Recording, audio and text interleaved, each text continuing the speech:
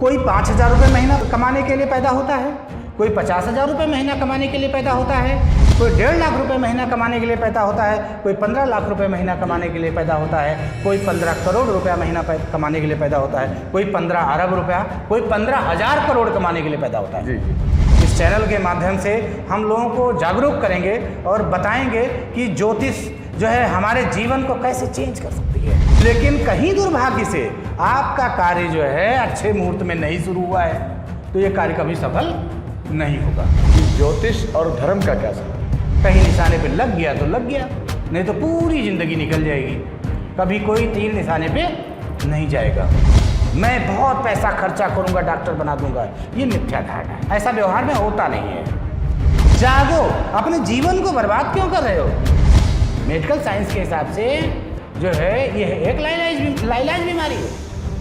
आप हमें जन्म तिथि, जन्म समय और जन्म स्थान बताएं, मैं आपको तुरंत बता दूंगा कि आपको ये प्रॉब्लम है और इतने टाइम के बाद ये समस्या आपको आने वाली है।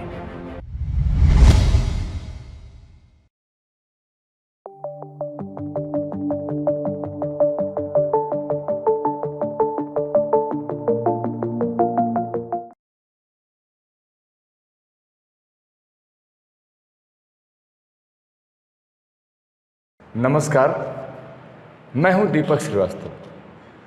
आप देख रहे हैं सोशल मीडिया मंच जन जन की आवाज़। हम आपको लेकर चलते हैं दिव्य ज्ञान कार्यक्रम में और मिलवाते हैं सुप्रसिद्ध ज्योतिषाचार्य आचार्य पंडित वरुण कुमार तिवारी जी से, जो कि ज्योतिष के बारे में बहुत कुछ आपको बताएंगे जो हमारे जीवन के लिए बहुत ही उपयोगी होगा। प्रणाम पंडित जी। प्रभु कल्याण करें। जय श्री राम। आज बहुत सारे सवाल लोगों के जहन में आते हैं जी, बहुत सारी बातों को जानना चाहते हैं जी। तो मैं पहली बात आपसे ये जानना चाहूँगा कि आखिर ज्योतिष है क्या? देखो, अगर एक लाइन में बताया जाए तो ज्योतिष वेद का नेत्र है। जैसे हमारे शरीर का ये नेत्र है, आंखें हैं, ऐसे वेद का जो है नेत्र ज्योतिष है। अर्थात इसको इस तरीके से आप समझ सकते हैं, जैसे मेडिकल साइंस में पैथोलॉजी होती है जी। हम तमाम तरीके की बीमारियों को पैथोलॉजी में जो है स्पेसिमेन लेकर के ब्लड सैंपल या तमाम तरीके के सैंपल लेकर के उसे डायग्नोज करते हैं। उसी तरीके से वेद भी ज्योतिष के माध्यम से जो है हमारी जो है घरेलू समस्याओं को, हमारी आर्थिक समस्याओं को, हमारी सामाजिक समस्याओं को जो है डायग्नोज करता है। यही कार्य ज्योतिष का है। हम व्यवहारिक जीवन में तमाम तरीके की परेशानियों से जूझते रहते हैं जी। सबसे बड़ी समस्या तो ये है कि हम जैसे सबसे पहले वहाँ से लेते हैं, गर्भाधान से लेकर के 16 संस्कार हमारे यहाँ बताए गए वेदों में। वो ज्योतिष के हिसाब से ग्रह नक्षत्र को देख करके, मुहूर्त को देख करके सबसे पहले गर्भाधान क्रिया होती है, गर्भ का आधान होता है जी। और उसके बाद में जब सही ग्रह स्थिति में गर्भ का आधान होता है तो उत्तम संतान उत्पन्न होती है। बहुत अच्छी। तो ये विधान हमारे यहाँ है। तो पूरी तरीके से साइंटिफिक है ये चीज़ें। जब तारामंडल में, गोचर में ग्रह स्थिति अच्छी होगी तो जो है गर्भ का आधान होगा, जो जिसे गर्भाधान बोलते हैं जी। तो वो जो संतान है वो उत्तम प्रकृति की होगी। इसमें हम देखते हैं तमाम ऐसे केसेस मिलते हैं मेडिकल साइंस में भी जिनका इलाज नहीं है जी जी, बहुत सारे। तो जेनेटिक बीमारियां हैं, तमाम ऐसी बीमारियां हैं जो जीन्स के थ्रू जो है बच्चों में आ जाती हैं जी।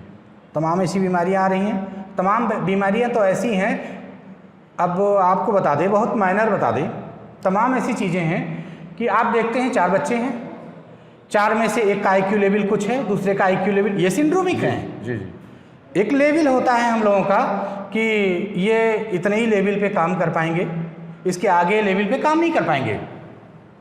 कोई 5,000 रुपये महीना कमाने के लिए पैदा होता है, कोई 50,000 रुपये महीना कमाने के लिए पैदा होता है, कोई 1.5 लाख रुपये महीना कमाने के लिए पैदा होता है, कोई 15 लाख रुपये महीना कमाने के लिए पैदा होता है, कोई 15 करोड़ रुपया महीना कमाने के लिए पैदा होता है, कोई 15 अरब रुपया, कोई 15,000 करोड़ कमाने के लिए पैदा होता है। जी जी। वो भी इंसान ही हैं, लेकिन हमारी सीमाएं हैं और वो सीमाएं ग्रह नक्षत्र ही जो है निर्धारित करते हैं और गर्भ के दौरान ही ये चीज़ें व्यवस्थित होती हैं। हम क्रमशः क्रमबद्ध अध्ययन की तरह जैसे साइंस में, विज्ञान में करते हैं, इस कार्यक्रम के थ्रू और जो है हम आपके माध्यम से, इस चैनल के माध्यम से हम लोगों को जागरूक करेंगे और बताएंगे कि ज्योतिष जो है हमारे जीवन को कैसे चेंज कर सकती है, कैसे बदल सकती है। तो ये चीज़ें हैं। हम सबसे पहले इस चीज़ को नहीं समझ पाते हैं कि विवाह का मतलब क्या है। विवाह का मतलब जो है सिर्फ और सिर्फ कुल की वृद्धि, संतान की उत्पत्ति के लिए जो है वही एक लक्ष्य है। अच्छा, अगर संतान जो है अच्छी नहीं उत्पन्न हो रही है, आपका प्रोडक्ट खराब हो रहा है, तो मशीन में गड़बड़ी, तभी मानते हैं कि जब उत्पादन गड़बड़ हो रहा है। तो जब जो बच्चे हैं वो हमारे प्रोडक्ट हैं, समझ लीजिए एक तरीके से। तो जब बच्चे सिंड्रोमिक होंगे तो हमें IIT इंजीनियर कहाँ से मिलेगा, हमें डॉक्टर्स कहाँ से मिलेंगे, हमें समाज सुधारक कहाँ से मिलेंगे, हमें वह हस्तियाँ कहाँ से मिलेंगी जो लोगों के जीवन में परिवर्तन कर सकती हैं। इसलिए वेद ने जो है यह उत्तम ज्ञान दिया है कि जिससे हम जो है अपनी जड़ों को मजबूत करें। बहुत अच्छी बात। और जो संतान है वो हमारी अच्छी हो, और जब संतान अच्छी होगी, गर्भाधान अच्छे समय पर होगा, ग्रह मुहूर्त से होगा। प्रत्येक कार्य हम बिना मुहूर्त देखे नहीं करने का विधान है।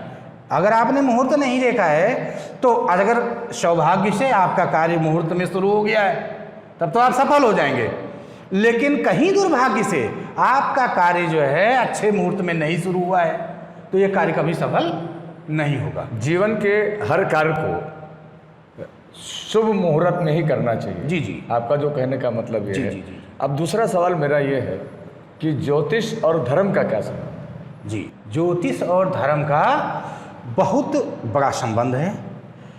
धर्म को एक लाइन में आप समझ सकते हैं। आपने सुना होगा योग और वियोग। जी। योग में आनंद है और वियोग नाम ही दुख का है।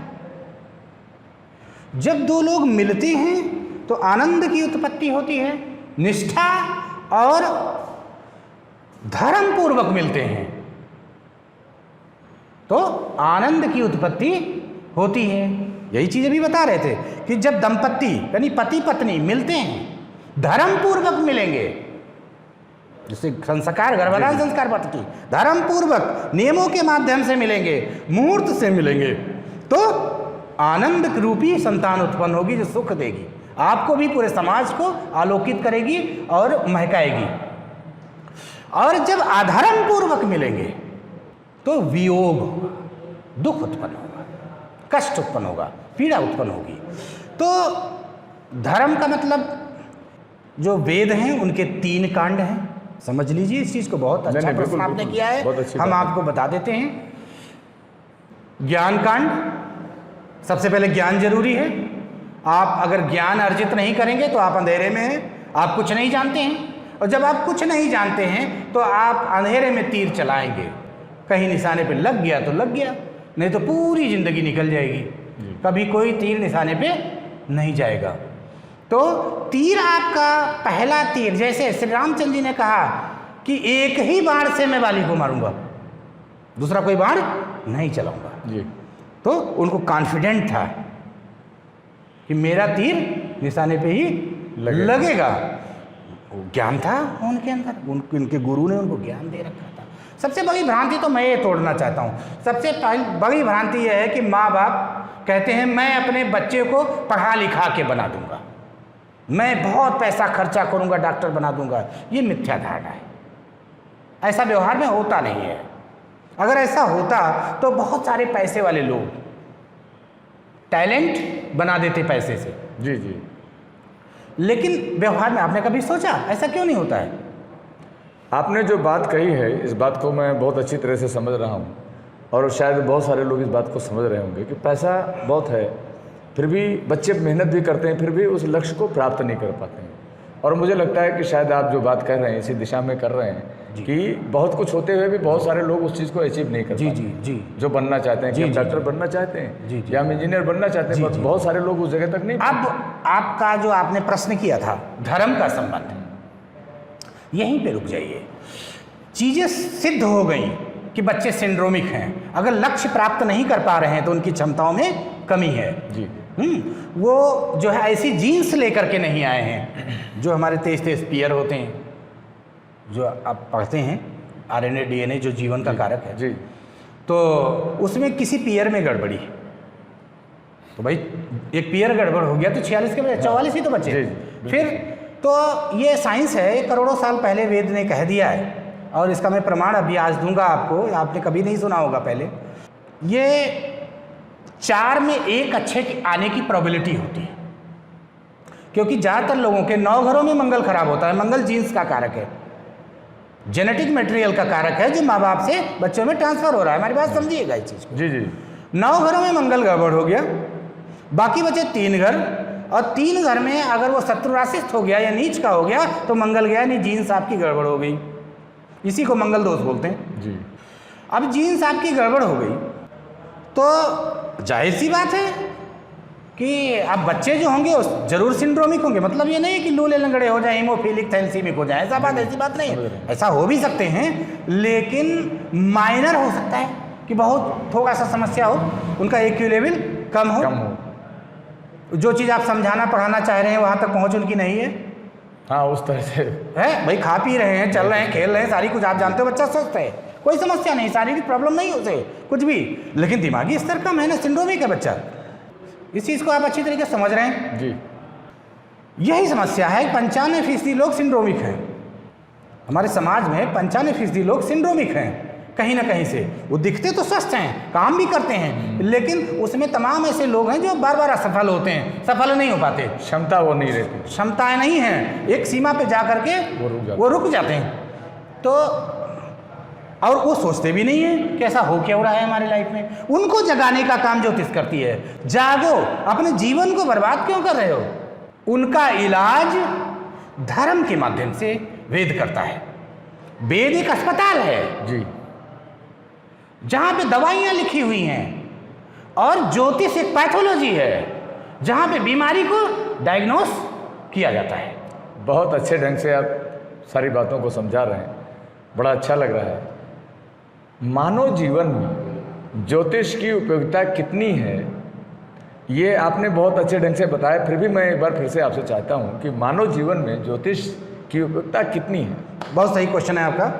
अब हमने आपको बताया बच्चा सिंड्रोमिक हो गया, अब सिंड्रोमिक है बच्चा पढ़ने में अच्छा नहीं जा रहा है, बच्चा जो है उसका देख रहे हैं कि उसको चीज़ें समझ नहीं आ रही, उसको विज्ञान नहीं समझ आ रहा है, उसको गणित समझ में नहीं आ रही। सबका ग्रह अलग अलग है, गणित वाला ग्रह अलग है, विज्ञान वाला ग्रह अलग है। अब उसको चीज़ें समझ नहीं आ रही, वो अच्छा नंबर नहीं ला पा रहा है, तो आप उसे जो है उसको देखो, समझो कि इसकी समस्या क्या है। उसके बाद आप एक योग्य ज्योतिषी से परामर्श लो, उसकी पत्रिका को दिखाओ, अब उसका इलाज हो। जिस तरीके से ग्रह स्थिति है, वो ग्रह किस नक्षत्र में है, किन घरों में है, उस समय ट्रांजिट में, गोचर में प्लेनेट कहाँ कहाँ पर हैं, उसका इफेक्ट बच्चे के ऊपर क्या पड़ रहा है, तो उस सारी चीज़ों को डायग्नोस करके वो चीज़ क्लियर कर देंगे वो कि आपको जो है भाई वो उपाय छोटा सा भी हो सकता है, कोई बहुत बड़ा कार्यक्रम की ज़रूरत भी नहीं होगी। हाँ, उसका उपाय कर लिया जाए। हाँ, एक छोटा सा उपाय करके अगर आप अपने बच्चे को जो सिंड्रोमिक है उसका इलाज करके और उसके IQ लेवल को बढ़ा सकते हो, ऐसा इलाज मेडिकल साइंस में भी उपलब्ध नहीं है। मेडिकल साइंस के हिसाब से जो है ये एक लाइलाज बीमारी है, वो तो इसको बीमारी ही नहीं मानने को तैयार हैं। भाई कोई बच्चा डॉक्टर नहीं बन पा रहा है, IIT इंजीनियर नहीं बन पा रहा है, तो उसको बीमारी मानने के लिए बिल्कुल नहीं तैयार नहीं है। लेकिन हमारे यहाँ ज्योतिष में उसे एक बीमार बच्चा माना जाता है, जो मतलब जो अचीव करना चाहता हो और अचीव ना कर पा रहा हो। हाँ, वो कारण क्या बन रहा है कि जिसकी वजह से वो आगे नहीं बढ़ पा रहा है, ये आप लोग देख लेते हैं और उसके हिसाब से उसका उपाय बता देते हैं और फिर वो उस चीज़ को, उस लक्ष्य को प्राप्त करें। जी जी जी, आप जितने अच्छे ढंग से समझा रहे हैं बड़ा अच्छा लग रहा है।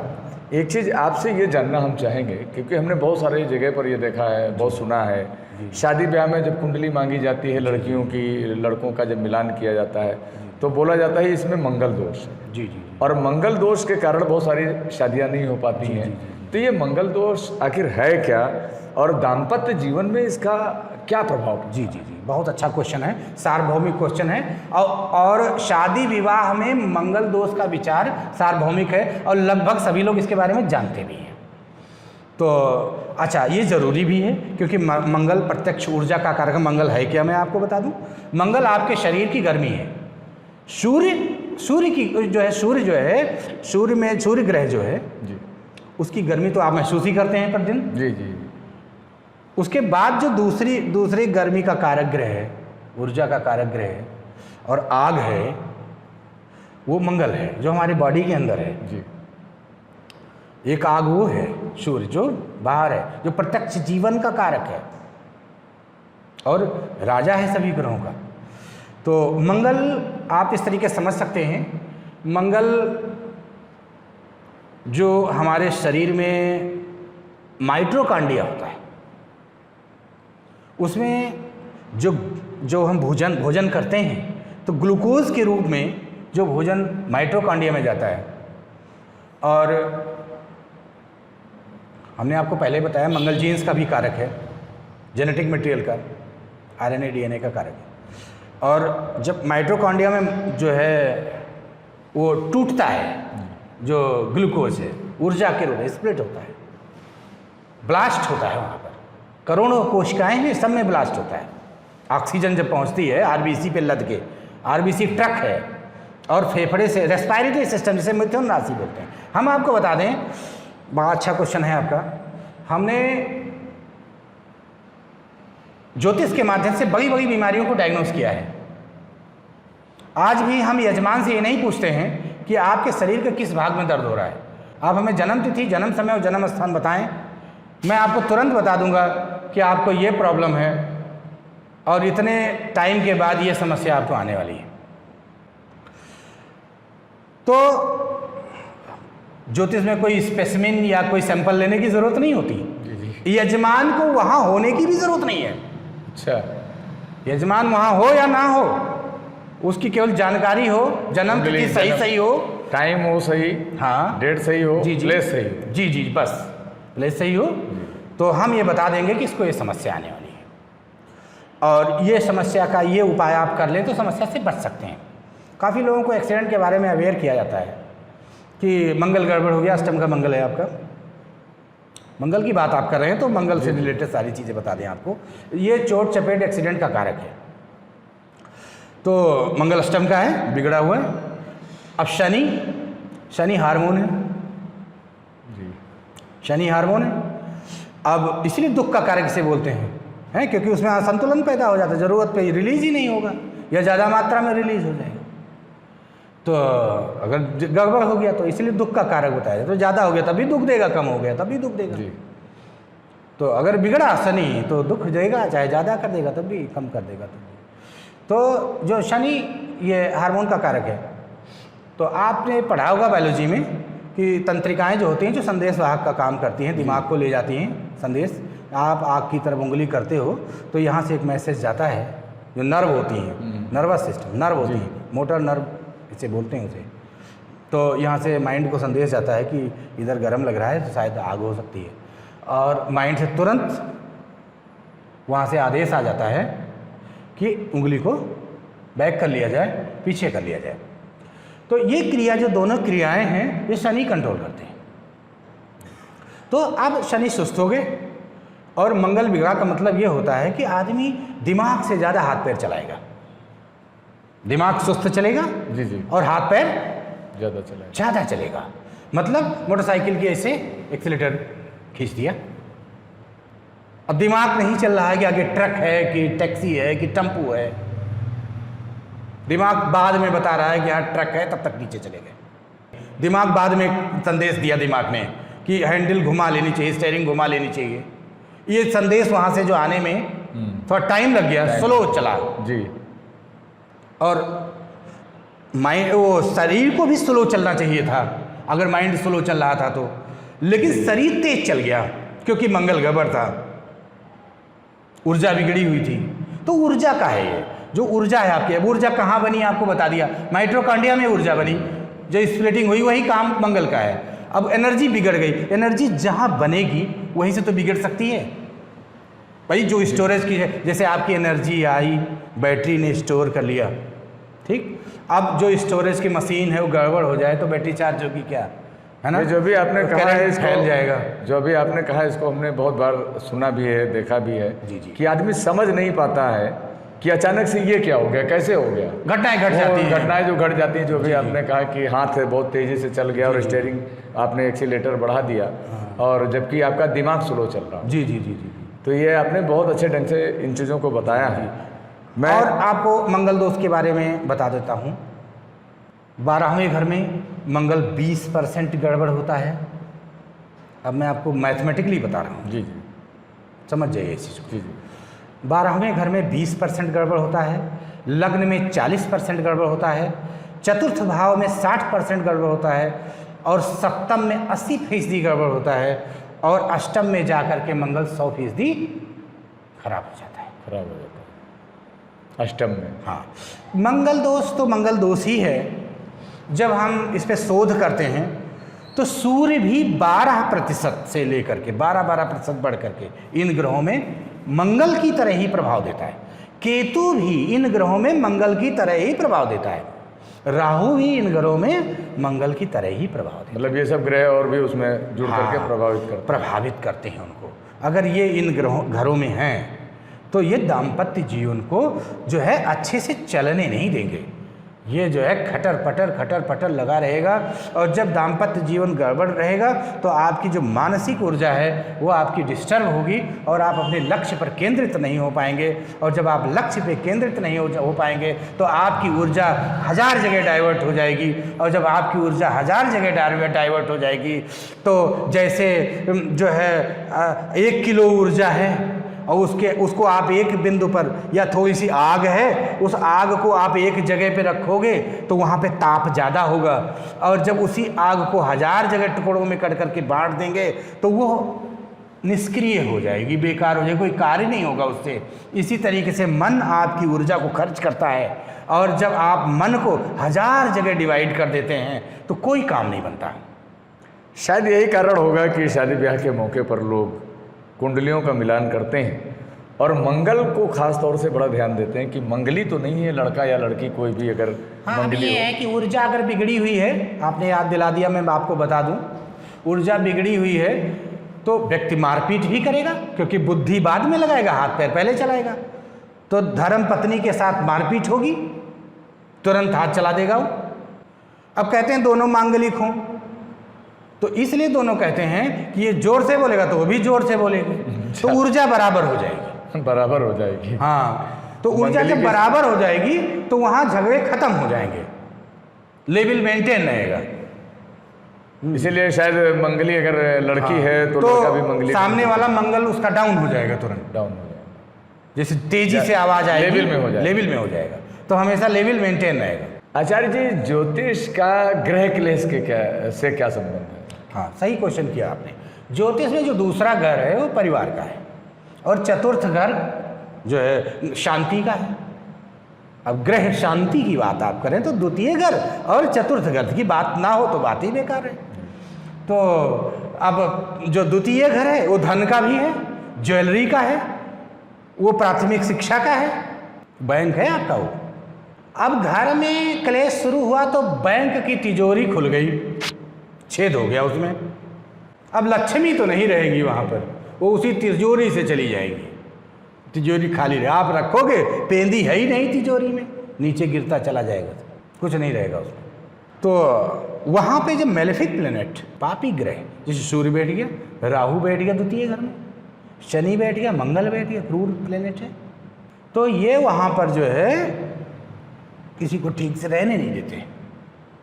कोई किसी का विचार नहीं सुनेगा, सब अपनी अपनी चलाएंगे, और पूरा घर बर्बाद हुआ पड़ा रहेगा, कुछ भी ठीक नहीं होगा उसमें। अब एक बात आपसे जो कि बहुत महत्वपूर्ण ये भी है, हालांकि आप अपनी बातों में बहुत कुछ बता जा रहे हैं, पर मुझे लगता है कि और भी स्पष्ट ये होना चाहिए कि किसी कार्य की सफलता और असफलता से ज्योतिष का क्या रिश्ता है? बहुत सही कहा आपने, बहुत सही क्वेश्चन है और ये जानना चाहिए लोगों को। देखो, जब एक राज ज्योतिषी किसी बच्चे की पत्रिका को देखता है तो सबसे पहले उसके बुध को देखता है। बुध ग्रह इसमें बहुत महत्वपूर्ण जो है रोल प्ले करता है। कहते हैं बुध सही तो सब सही। अगर बुध सही है तो बच्चा जो है मुकाम हासिल कर लेगा। अब बुध नहीं सही है तो बच्चा मुकाम हासिल नहीं कर पाएगा, वो किसी तरह आजीविका चलाएगा। तो सफलता से बुध का कनेक्शन, सफलता से सूर्य का कनेक्शन। सूर्य ग्रह कैसे हैं? सूर्य आत्मबल का कारक है, आपके शरीर में हड्डी के ढांचे का कारक है, जिस पर बॉडी पूरी टिकी हुई है। तो सूर्य राजा है। अगर जो है मेलेफिक प्लेनेट पापी ग्रह से देखा जाता है या अपने शत्रु के घर में है या नीच का है या गलत जगह बैठा हुआ है या वेद में है, आगे जब कार्यक्रम बनाएंगे तो हम वेद के बारे में भी आपको बताएंगे। अभी बहुत बड़ा ब्रॉड विषय है। जी मुझे मालूम है, लेकिन हम बहुत सारे महत्वपूर्ण जो सवाल हैं लोगों के जहन में आते हैं, लोगों के दिमाग में आते हैं, जो लोग जानना चाहते हैं, तो मुझे लगता है उनकी तरफ अभी मैं ध्यान दिलाना चाहूँगा। तो कुछ महत्वपूर्ण बातें होती हैं जो लोग जानना भी चाहते हैं। जी जी। अब एक सवाल यहाँ पर ये होता है कि बहुत सारी जगह पर मैंने सुना है ज्योतिष के माध्यम से लक्ष्मी को प्राप्त किया जा सकता है। जी जी जी जी। तो ये कैसे, ये जी जी इस पर भी थोड़ा सा देखो, प्रकाश डालें। बहुत अच्छा क्वेश्चन है। देखो, धन कौन नहीं चाहता है? लक्ष्मी के पीछे तो पूरी दुनिया जो है दौड़ रही है। आपने बहुत अच्छा क्वेश्चन किया। क्यों कहते हैं कि सभी गुण लक्ष्मी के अंदर विद्यमान हैं, तो लक्ष्मी तो आवश्यक है ही है और सभी चाहते हैं कि हमें लक्ष्मी प्राप्त हो। इन वेदों ने तो कहा कि भाई बिना नारायण के लक्ष्मी नहीं प्राप्त होती हैं, लेकिन फिर भी मैं आपको बता दूं कि लक्ष्मी के लिए आपको चंद्रमा का बलि होना जरूरी, सूर्य का बलि अभी बताया नहीं, जुझारूपन होना चाहिए, मन में पावर होना चाहिए, शक्ति होनी चाहिए। तो और लाभ स्थान आपका 11वां घर है। लाभेश कहाँ पर बैठा हुआ है? धनेश आपका धन जो है दूसरा घर है, तो धनेश आपका कहाँ बैठा हुआ है? लाभेश और धनेश और लग्नेश जो आप हैं, भाई आप ग्राही हैं और सारे जो 11 भाव हैं वो आपको देने वाले हैं। लग्न जो है ग्राही होता है। तो आपका स्वामी, लग्न का स्वामी कहाँ बैठा हुआ है? और लग्न के स्वामी से, लाभेश से, लाभ के स्वामी से और धन के स्वामी से क्या संबंध बन रहा है? भाग्य का स्वामी भी इसमें बहुत अच्छा रोल प्ले करता है। अच्छा। और कर्म का स्वामी भी रोल प्ले करता है कि आप कौन सा कर्म करेंगे। ये ग्रह आधीनम जगत सर्वम मंत्राधीनम च देवता ते मंत्रा ब्राह्मणाधीनम तस्मात् ब्राह्मणे देवता। आपने जो कहा है उसमें बहुत महत्वपूर्ण बात मैंने जो ध्यान दिया कि कर्म महत्वपूर्ण है। कर्म तो करना ही पड़ेगा लक्ष्मी के प्राप्ति के लिए। अभी बात अलग की है कि हम कौन सा काम करें, यही ना, हमें काम कैसे उसमें सफल हों, क्या कारण है। ज्योतिष के माध्यम से शायद इस तरफ आप ध्यान दिलाते हैं और उसका उपाय ढूंढ करके और आगे बढ़ने के लिए आप रास्ता दिखा देते हैं। जी जी, हम समझ गए आपकी बात। सबसे पहले तो आप ये समझ लीजिए इस चीज़ को कि वेद का उद्बोधन है, ऋग्वेद संहिता कहती है भाई कहाँ जा रहे हैं आप? तो आप कहते हैं मुझे समय नहीं है, बहुत जल्दी ही, हम रुक नहीं सकते। अच्छा, एक मिनट का समय दे सकते हैं आप? तो आप कहते अच्छा ठीक है, 1 मिनट का समय हम आपको दे दिए, चलिए क्या बात है। अच्छा, तो आप केवल एक सरल क्वेश्चन का आंसर आप दें, आप हमारे प्रश्न का उत्तर देते जाएं। जी। क्या मैं आपका शुभ नाम जान सकता हूँ? जी बिल्कुल, बताएं। मेरा नाम दीपक श्रीवास्तव है। जी, दीपक श्रीवास्तव जी, क्या मैं आपसे एक और आसान क्वेश्चन पूछ सकता हूँ? बिल्कुल पूछ सकते हैं। जी, आपकी आयु क्या है? मेरी आयु 1969, डेट ऑफ बर्थ जो एक्चुअल है 28 अक्टूबर 1969, 28 अक्टूबर सन 1969। इसके हिसाब से कितने वर्ष बने? मुझे लगता है कि 52 प्लस होगा, 53 के आसपास। 52, लगभग 53 के आसपास आ रहे हैं। क्या मैं आपसे तीसरा क्वेश्चन पूछ सकता हूँ? बिल्कुल, आप पूछिए। अब अगला क्वेश्चन ये है कि 52 प्लस सालों में आपने, ये कर्म क्षेत्र है, यहाँ कोई अकर्मा नहीं रह सकता। जी। यहाँ प्रतिक्षण कर्म करना पड़ता है। तो आपने भी बहुत सारे कर्म किए होंगे, जी। काम किए होंगे, ये सत्य है? जी बिल्कुल। जी। तो एक प्रश्न का उत्तर और दें आप। बिल्कुल, आप सवाल करें। जी, यदि ये सत्य है तो आपने कर्म किए होंगे तो आपको परिणाम भी मिले होंगे, ये भी सत्य है। जी। तो अगर ये भी सत्य है तो जो परिणाम आपको मिले उससे आप अवगत भी होंगे, जी। आप उसे जानते भी होंगे। मुझे बताने की जरूरत नहीं है, इस मंच पर बताने की आवश्यकता नहीं है। आप उन परिणामों को अपने दिमाग में सोच लीजिए। जी। अब हमें एक और प्रश्न का उत्तर दे दीजिए, क्या आप उन परिणामों से संतुष्ट हैं? देखिए, परिणाम से संतुष्ट जो आपने कहा, मुझे इस बात को कहने में बड़ा अजीब सा लग रहा है कि जब भी किसी के साथ अच्छा किया तो उसका अंजाम बहुत बुरा हुआ। उन्हीं लोगों ने मेरे साथ बड़ा छल किया, और अभी विगत दिनों में भी कुछ ऐसी घटनाएं हुई कि शायद मैं आपके सामने जिस तरह से बैठा हूँ, ये बैठने की स्थिति में नहीं होता। और सच को लेकर के चलने की कोशिश मैंने करी, तरह तरह की चीज़ें क्यों हुई, कैसे हुई, ये हमारे समझ में नहीं आया। और बहुत सारी नौकरियां भी मैंने करी, पर मुझे वहाँ पर भी रास नहीं आया। बहुत सारे कारण बनते गए, मुझे छोड़ना पड़ा। और बचपन से लेकर के और अभी तक जो मैंने संघर्ष किया, और एक जगह स्थिति ये पैदा हुई कि मुझे मानना पड़ा कि नहीं, ठीक है, अब हम करते रहेंगे और मुस्कुराते रहेंगे, आगे बढ़ते रहेंगे। जी, बहुत अच्छी बात है। आनंदित रहना चाहिए, खुश रहना चाहिए, मुस्कुराना चाहिए, जिंदगी का स्वागत करना चाहिए, यही चीज़ है बस। यही आपको कोई प्रश्न का उत्तर नहीं देना। अब वेद कहता है कि यदि आप वो नहीं प्राप्त कर पाए जो आप प्राप्त करना चाहते थे, यदि आप वहाँ नहीं पहुँच पाए जहाँ आप जाना चाहते थे, तो इसका सीधा सा अर्थ क्या है? आप जहाँ जाना चाहते थे और आपने जिस रास्ते को पकड़ा था, उन दोनों में कोई संबंध नहीं था। वेद कहता है ऐसी बात। ये चीज़ सिद्ध हो गई। अगर आप लखनऊ जाना चाहते थे और आपने वाकई लखनऊ जाने का रास्ता चुना होता तो आप लखनऊ पहुंच गए होते। इसमें कोई डाउट है? नहीं, इस पर तो मैं ये कहूँगा कि लखनऊ जाना चाहते थे, ये भी सही है, और लखनऊ गए भी, ये भी सही है। अब ये इस पर हम क्या बोलें? रिजल्ट पर नहीं पहुंचे आप, समझिए हमारी बात को। यही वेद कहता है, और रामायण में भी लिखा है, आपको बताने, बहुत चले सो वीर न होई। अंगद ने रावण से कहा, अंगद रावण संवाद में, कि बहुत भागने वाला व्यक्ति को वीर, रावण ने कहा एक ही वीर है आपके सेना में, अंगद से, जो रामचंद्र सेना लेकर के आए उसमें एक ही वीर है, जो लंका जला के गया है वही वीर है, और कौन सा वीर इसमें है पैदा हो गया। हाँ, तो ये चीज़ें हम बता रहे थे कि जो वेद कहता है कि आप एनालिसिस करो अपने लाइफ के बारे में। सबसे पहले एनालिसिस करो कि आप चल रहे हो तो पहुंच कहाँ रहे हो।